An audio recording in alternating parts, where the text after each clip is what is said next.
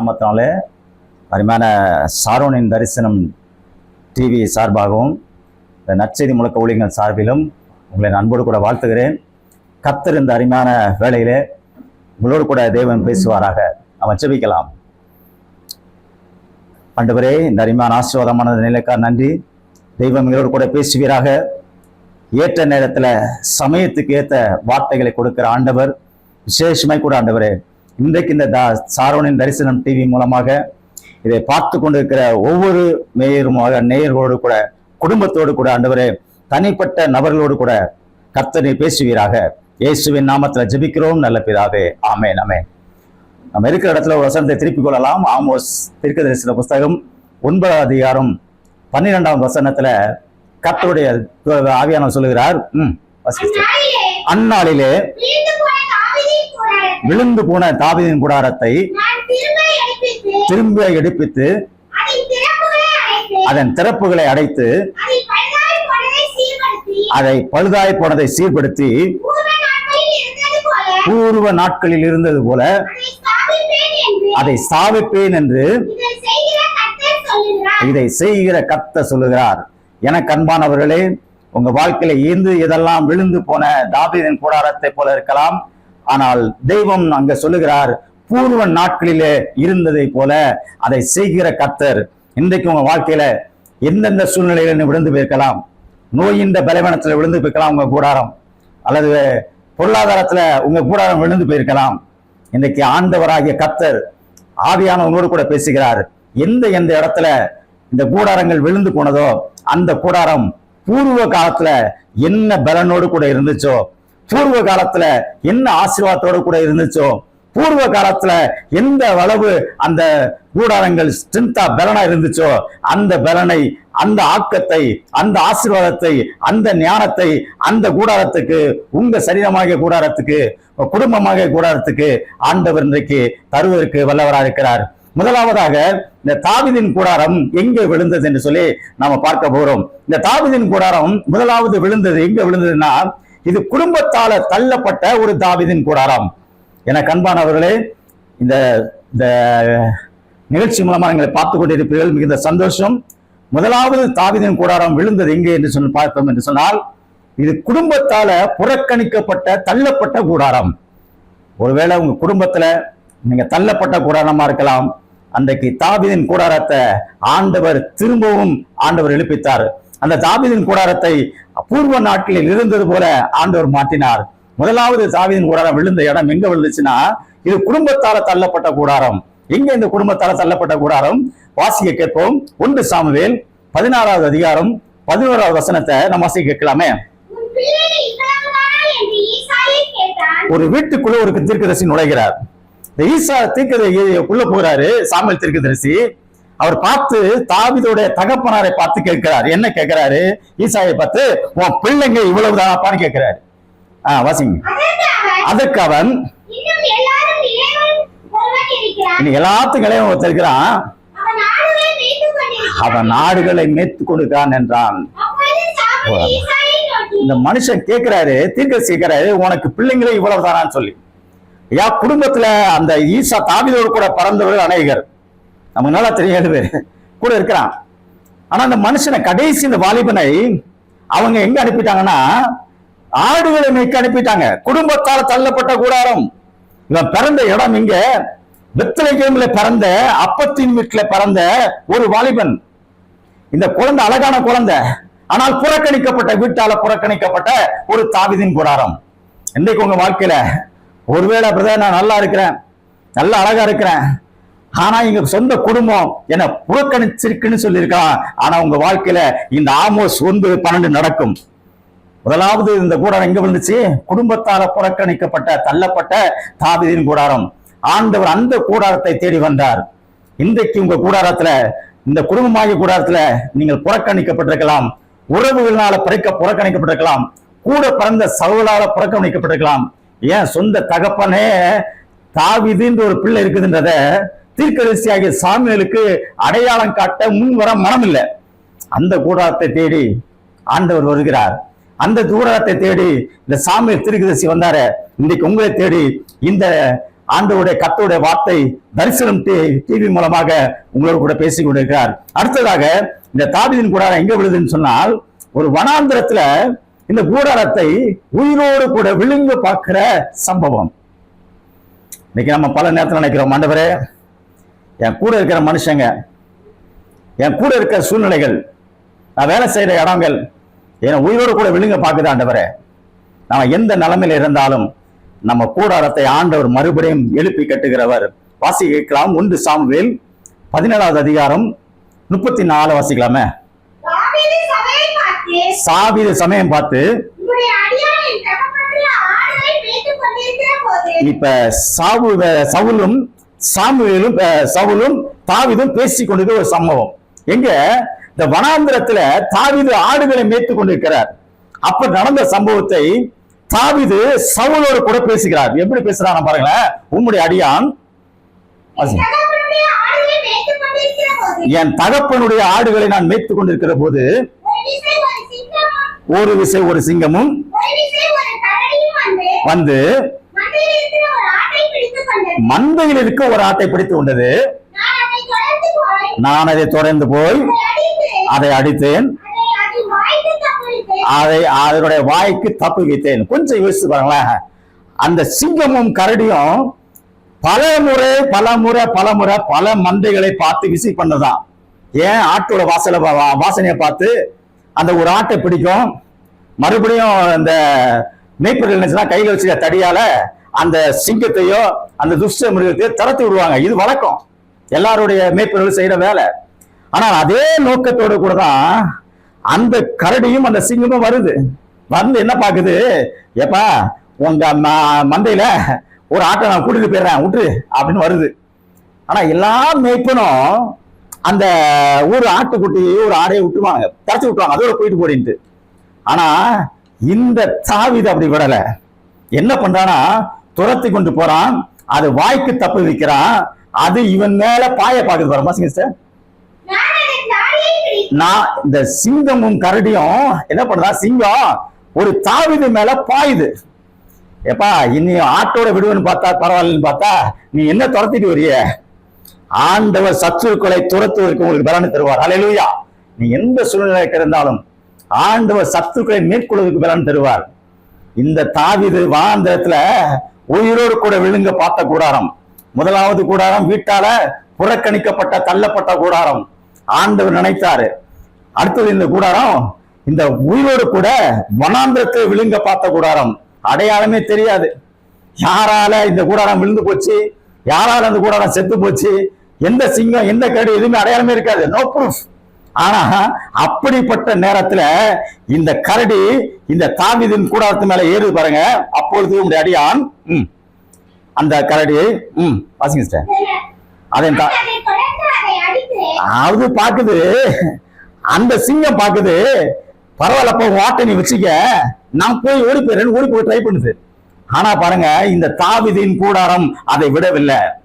தொடர்ந்து போகுது. அந்த பிரச்சனை பார்த்துட்டு பின்னாலே போய் தளர்ந்துட்டு போகுது. அந்த சிங்கம் பாக்குது, ஏப்பா நான் தான் உன் பொருளை விட்டுட்டேனப்பா, உன் முதலை விட்டுட்டேனே, உன் ஆசீர்வாதத்தை விட்டுட்டேனே, உன் நன்மை விட்டுட்டேனே, என்ன விட்டுன்னு பாக்குது. இந்த சத்துருக்களை ஆண்டவர் நம்முடைய கால்கள் கீழே போடுகிற வல்லமை உள்ள தேவன். பின்னாலே தளர்த்திட்டு போறான். இந்த சிங்கம் கொஞ்சம் யோசிச்சு பார்த்திருக்கோம். என்னடா இது வரைக்கும் எல்லாருமே நம்ம தளர்த்தி விட்டுருவான், ஒரு ஆட்டோட விட்டுருவான். ஆனா இந்த பையன் சின்னதா இருக்கிறான், அழகா இருக்கிறான், சகப்பா இருக்கிறான், நல்ல ரத்த வாசனையோடு கூட இருக்கான், ஆனா இவன் தளர்த்திட்டு வரானு சொல்லி இந்த சிங்கம் திருப்பி மேல பாயுது பாருங்க. வாசிங்க. தப்பு வித்தேன். கொஞ்சம் கூட நம்மளால யோசிக்கவும் முடியாது தாவீதின் கூடாரத்தை. இந்த சின்ன வாலிபன் பையன் மேல ஒரு சிங்கம், பால சிங்கம் இவன் மேல பாயுது. அந்த சிங்கத்தை ஆண்டவர் என்ன பண்றான், நான் அதை தாடையை பிடித்து அதை அடித்து கொன்று போட்டேன். ஒரு சிங்கத்தை ஒரு ஆட்டோட விட்டுட்டு போகாம இவன் பாருங்க அதை கொன்று போட்டானா. எந்த சத்ரு கையில தாவீது விழ பார்த்தான்னு சொல்லி சிங்கம் வந்துச்சோ அதே சிங்கத்தை இதே தாவீதின் கூடாரம் கொன்று போட்டது. இன்றைக்கு உங்க வாழ்க்கையில எது இதெல்லாம் உங்களுக்கு விரோதமாக எழும்பி வந்துச்சோ அது உங்க கையாலே கர்த்தருடைய பலனால அது நிர்மூலமாகும். ஹல்லேலூயா. அடுத்ததாக இது ஒரு அற்பமாக எண்ணப்பட்ட கூடாரம். ஆமோஸ் 9:12 உத்திரிக்கை சொல்றாரு, விழுந்து போன தாவீதின் கூடாரம் என்று சொல்லி. ஆனா முதல்ல அந்த கூடாரம் குடும்பத்தால தள்ளப்பட்ட கூடாரம். அடுத்தது பார்த்தா இந்த கூடாரம் வனாந்திரத்துல உயிரோட செத்து போக பார்த்த கூடாரம். ஆண்டவர் ஜீவனை வைத்தார், சத்துருவை நிர்மூலமாக்கி கொடுத்தாரு. அதுக்கப்புறம் பாத்தீங்கன்னா இது ஒரு அற்பமாக எண்ணப்பட்ட கூடாரம். 1 சாமுவேல் 17வது அதிகாரத்துல வாசிக்கும் போது பார்க்கலாம். 1 சாமுவேல் 17 28 29 வாசிக்கலாமே. 1 சாமுவேல் 17 34 வாசிங்க. இந்த தாவீது இல்ல 1 சாமுவேல் 17:33 வாசிங்க.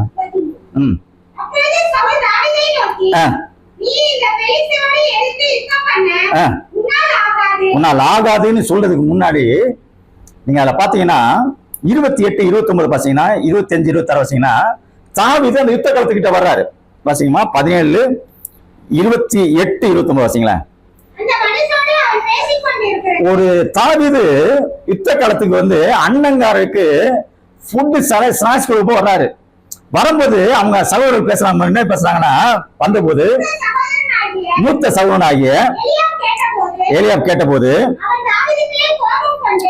இன்னைக்கு உங்க வாழ்க்கையில இப்படிதான், நீங்க ஏதோ ஒரு தேவன் கொடுத்த பலத்தினால, தேவன் கொடுத்த ஆவியாரோட ஞானத்தினால ஒரு இடத்துக்கு போகும்போது கூட பிறந்த சகோதரர்கள் அவனை எப்படி நினைக்கிறான், அப்பமாக நினைக்கிறான்.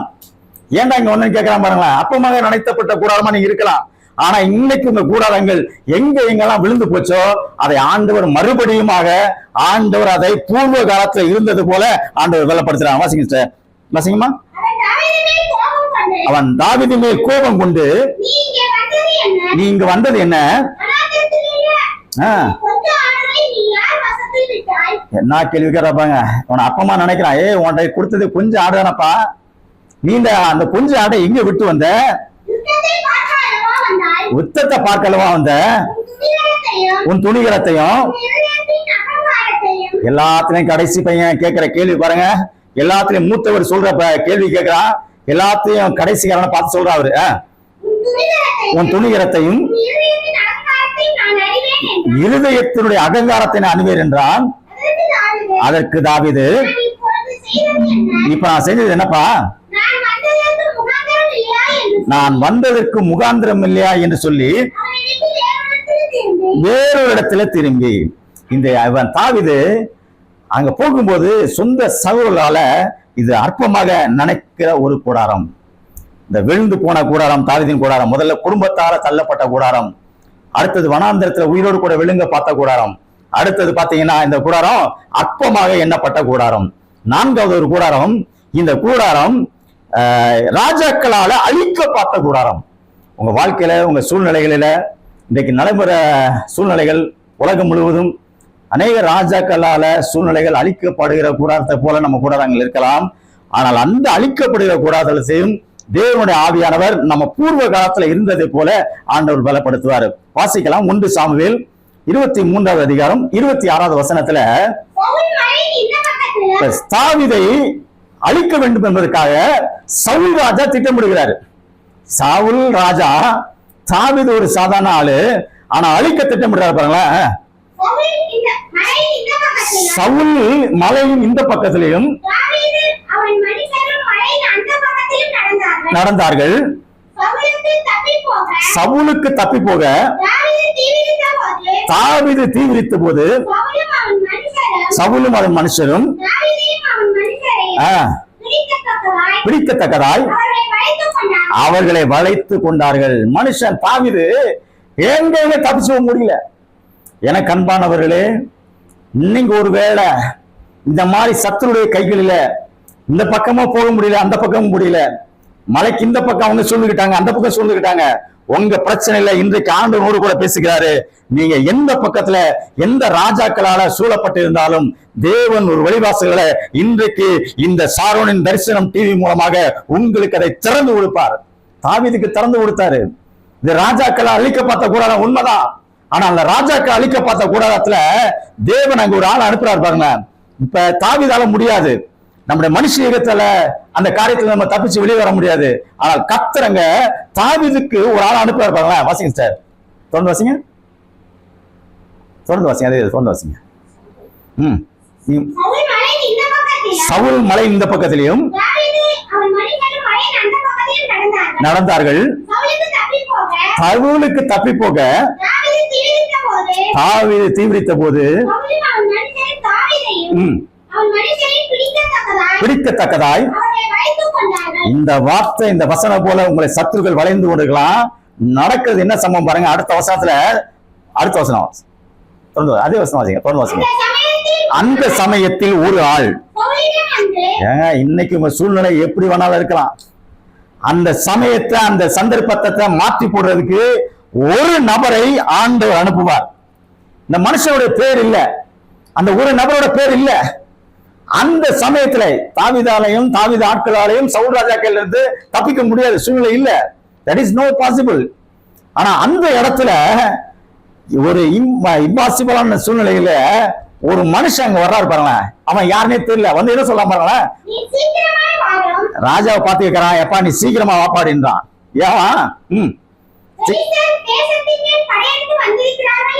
பெலிஸ்தியர் தேசத்தின் மேல படையெடுத்து வந்திருக்கிறார்கள். அந்த பெலிஸ்தியனாய இந்த தாவீதை கொன்று போட்டான். அந்த பெண்கள் கீழே பாடினாங்க. சவுல் கொண்டது 1000, தாவீது கொண்டது 14000. அன்னையில இருந்து இவனை தரத்த ஆரம்பிச்ச. உங்ககிட்ட இருக்கிற அசுத்தாவிய இவன் தரத்த இன்னைக்கு இதே தாவீத நீ வளைத்து கொண்டு போது அங்க ஒரு மனுஷன் ஓடி வரான், ஒருத்தவரா பெலிஸ்தியன் நம்மகிட்ட சூழ்ந்துக்கிட்டாங்க. வாசிங்க, தொடர்ந்து வாசிங்க. அதனால் இப்ப விட்டுட்டாரு. ஏன்னா அங்க பெலிஸ்தியன் உள்ள வந்துட்டானே அப்படின்னு சொல்லணும்னா தாவீது தொடர்பை விட்டுட்டு பெலிஸ்தியரை எதிர்க்கும்படிக்கு போனான். இப்ப போதுமா? இப்ப இப்படிப்பட்ட ராணுவமால சூழ்ந்து கொண்டப்பட்ட தாவீதின் கூடாரத்தை ஒரு மனிதனை அனுப்பி ஆண்டவர் இயேசு கிறிஸ்து தெய்வம் அந்த தாவீதை தப்பு வைத்தாரு. அடுத்ததாக இந்த தாவீதை தனக்கு தானே விழுந்த கூடாரம் ஒரு கூடாரத்தை சொல்லி போற கிறிஸ்துவுக்கு முன்னடையாளமான கூடாரமா மாறுது. இந்த கூடாரம் சாதாரணமான கூடாரம் கிடையாது. நீங்களும் நானும் சாதாரணமானவர்கள் நினைச்சிடாங்க. இன்றைக்கு தரிசனம் டிவி மூலமாக, சாரோனின் தரிசனம் டிவி மூலமாக ஆண்டவர் உங்களோடு கூட பேசிட்டு இருக்காரு. நீ வந்து சாதாரண ஒரு நபர், சாதாரண ஒரு ஆள் நினைச்சிடாதீங்க. ஆண்டவர் உங்களை ஒரு முன் அடையாளமான ஒரு கூடாரமாக உங்க ஊர்ல, உங்க தேசத்துல, உங்க தெருவுல, உங்க அபார்ட்மெண்ட்ல ஆண்டவர் வச்சிருக்காரு. சாதாரண கூட நினைச்சிடாதுங்க. ஐயோ எனக்கு ஒண்ணுமே இல்லையே, எனக்கு படிப்பு இல்லையே, நான் கடைசியால பறந்துட்டேனே, நான் குள்ளமா இருக்கிறானே, எனக்கு உயரம் இல்லையே, எனக்கு தகுதி இல்லையே, எனக்கு வேலை இல்லையே நினைக்காதுங்க. ஏன் இந்த கூடாரத்துல ஆண்டவர் மையப்பட விரும்புகிறாரு. இது கிறிஸ்துவுக்கு முன்னடையாளமான கூடாரமா மாறுது. வாசிய கேட்கலாம். மத்தேயு சுவிசேஷம் 22வது அதிகாரம் 45வது வசனத்துல, மத்தேயு சுவிசேஷம் 22:45 இது கிறிஸ்துவுக்கு முன் தாவீது ஆண்டவர் சொல்லியிருக்க. எப்படி என்றால் இப்போ ஒரு அப்போஸ்தலர் 13:22 அப்போஸ்தலர் 13:22 ஒரு வசனத்தை அப்போஸ்தலர் 13:22 அழகா சொல்லிக்குவோம். இது எந்த கூடாரம்? கிறிஸ்துவுக்கு முன்னடையாளமான கூடாரம், தாவீதின் கூடாரம். அப்போஸ்தலர் 13:22 கிறிஸ்துவுக்கு முன்னடையாளமான கூடாரம், அந்த தாவீதின் கூடாரம். நீங்க கிறிஸ்துவை பிரதிபலிக்கப்பட வேண்டிய கூடாரம். அதனால ஆண்டவரே நான் இப்படி இருக்கேன் அப்படின்னு சொல்லி நினைக்காதுங்க. நீ அடையாளமாக்கப்பட்ட கூடாரம். 13:22 வாசிங்க.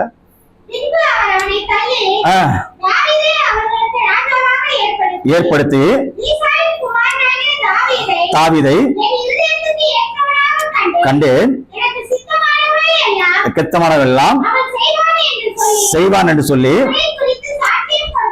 சாட்சியம் கொடுத்தார்கள். அப்படியே வாசிங்க. ரோமர் 15:22 வாசிங்களேன். ரோமர் 15:22 இப்ப ரோமருக்கு பவுல் எழுத பாருங்க. நம்ம வாழ்க்கையில ஆண்டவரே உங்க ஒருத்தரை தள்ளிட்டு அவர் சித்தமானதை எடுக்கிறாராம். இங்க ரோமர்ல பார்க்கும்போது 15:22 15:12 ஆண்டவர் திட்டம் இங்க வழங்குது பாருங்க. ரோமர் 15:12 கிறிஸ்துவுக்கு முன்னடையாளமான கூடாரம், ஈசாயின் வேரும் எழுப்புகிறவராக இருக்கிறவர் ஒருவர் தோன்றுவார்.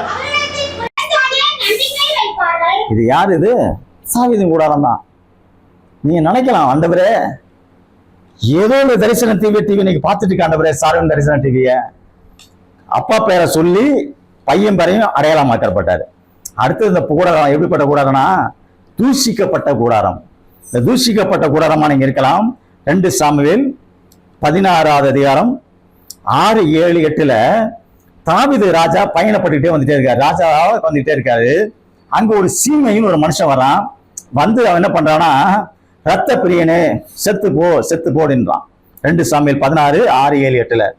ஆனால் சகல ஜனங்களும் சகல பலசாலிகளும் வலதுபுறமாகவும் இடதுபுறமா நடக்கையில் தாவீதின் மேலும் இந்த ராஜா மேலே கல்ல எழுதி போடுறானா. 2 பக்கம் சகல பலசாலிகள், சகல பேரிகாரோட ராஜா வந்துட்டு இருக்காரு.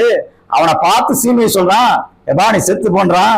ஒரு பக்கம் ரத்த பிரியன்றான், உன்னை தள்ளிட்டு வேற ஒருத்தன் வருவான்டா சப்போர்ட் பண்றான். ஆனா இப்படிப்பட்ட உங்க கூடாரம் தூஷிக்கப்பட்ட கூடாரமா இருக்கலாம். ஆனால் உங்க கூடாரத்துலதான் ஆண்டவரே முன்னடையமா கூடுகிறார். ஒரே ஒரு சொல்லுகிறான், இந்த கூடாரம் தனக்கு தானே விழுந்த கூடாரம். கடைசியாக ஒரு அபிஷேகப்பட்ட பண்ணீங்க. உங்க கூடாரத்தை ஒரு மனுஷனால தள்ள முடியாது, ஒரு ராஜாவால தள்ள முடியாது, ஒரு சத்துருவால உயிரோடு கூட விழுங்க முடியாது. ஆனால் ஒன்று நடக்குது. 2 சாமுவேல் 11:1ல இந்த கூடாரம் தனக்கு தானே விழுது.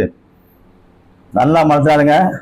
இந்த கூடாரத்தை ஒரு மனுஷனாலும் ஒரு சூழ்நிலையாலும் உங்க மேல டச் பண்ண முடியாது. ஏன்னா நீங்க அபிஷேகத்தை வாங்கின கூடாரம். இந்த அபிஷேகத்தை வாங்கின கூடாரம் மேல நிக்குது, இதுல உப்பல நிக்குது. இந்த கூடாரம் தனக்கு தானே விழுது. ஆனா தனக்கு தானே விழுந்த கூடாரம் நீங்க அதே 2 சாமுவேல் 11ல பாத்தீங்கன்னா, இந்த மதுல விழுந்த கூடாரம் தனக்கு தானே எழுந்த கூடாரமா மாறிச்சு. எல்லாரும் சொல்றாங்க, பிள்ளை செத்து போச்சுப்பா, ராஜாட்ட எப்படி சொல்லுதுன்னு சொல்லி. ஆனா அவன் காலில் படுது, செத்து போன அவன் எடுத்து நான் வருவேன் அப்படின்னு சொல்லி அதை மாத்திட்டான். தனக்கு தானே விழுந்த கூடாரம் எழுந்துச்சு. இதைதான் நாங்க ஆமோஸ் தீர்க்கதரிசி 9:12 சொன்னாரு, விழுந்து போன தாவீதின் கூடாரத்தை நான் திரும்ப எடுப்பித்து அதன் திறப்புகளை அடைத்து அதன் பழுதாய் போனவர்களை சீர்படுத்தி பூர்வ நாட்கள் இருந்தது போல நான் அதை ஸ்தாபிப்பேன். ஆண்டவர் இன்றைக்கு உங்க வாழ்க்கையில எது இதெல்லாம் விழுந்து போச்சோ, குடும்பத்தால புறக்கணிக்கப்பட்ட கூடாரமா இருக்கலாம், வனாந்திரத்தை உயிரோடு கூட விழுங்க பார்த்த கூடாரம் போல இருக்கலாம், நீங்க ஒரு அற்பமாக எண்ணப்பட்ட கூடாரமா போல காணப்படலாம், ராஜாக்கள் அழிப்பு பார்த்த அதிகாரங்கிற காரியத்தில் அழிக்க பார்த்த கூடாரமா இருக்கலாம். ஆண்டவர் மறுபடியும் கட்டுவாரு. ஒருவேளை தனக்குத்தானே விழுந்த கூடாரத்து போல பல துறையில் நஷ்டப்பட்ட கூடாரமா இருக்கலாம். ஆனால் உங்களை மறுபடியும் அவர் கட்டுவாரு. கிறிஸ்துவுக்கே முன்னடையாளமாக கூடாரம் நான் தான் மறந்துடாதுங்க. நீங்க தூஷிக்கப்பட்ட கூடாரமா இருக்கலாம். எந்த சூழ்நிலை இருந்தாலும் கர்த்தரை மறுபடியும் நிறுத்துவாரு. ஒரே வசனம் கூட வாசிக்கலாம். கர்த்தரை எந்த சூழ்நிலை மாத்திரம் பலப்படுத்த வல்லவர். அது மாத்திரமல்ல, 2 நாளாகமத்துல ஒரு வசனத்தை சொல்லியிருக்காரு, எவர்களை அழைத்தாரோ 2 நாளாகமும் 6:4 வாசிங்களாக்க. 2 நாளாகமும் 4:6ல ஒரே ஒரு சோத்திரம் வாக்கினால் சொன்னதை கரத்தினால் நிறைவேற்றார். தாவீதுக்கு சொன்னதை எல்லாம் நிறைவேற்றாரு.